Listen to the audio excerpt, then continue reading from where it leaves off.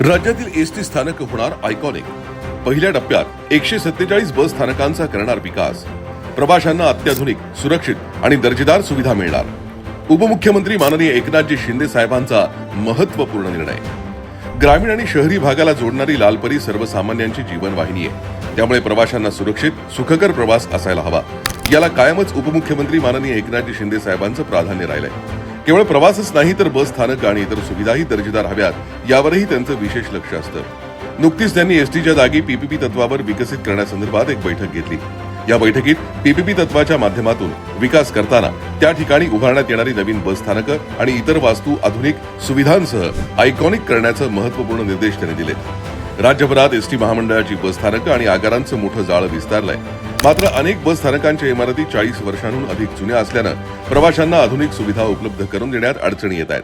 त्यामुळे महाराष्ट्र एसटी महामंडळ 2.0 अंतर्गत आधुनिक, सुरक्षित आणि प्रवासी केंद्रित बस स्थानकांच्या विकासावर भर देण्याचा निर्णय शिंदे साहेबांनी घेतलाय।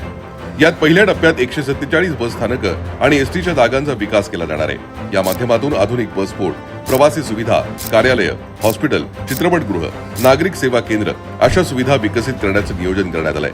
तसंच सौर ऊर्जा, इलेक्ट्रिक वाहनांसाठी चार्जिंग सुविधा आणि एसटीच्या इलेक्ट्रिक बसेससाठी स्वतंत्र चार्जिंग व्यवस्थाही उभारण्याचा निर्णय घेण्यात आलाय।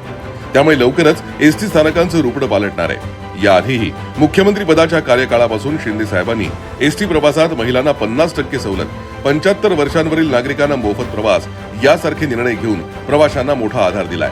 आता प्रवासासोबतच अत्याधुनिक आणि दर्जेदार सुविधांमुळे प्रवाशांना दिलासा मिळणार असून एसटीच्या विकासाला नवी दिशा मिळणार आहे।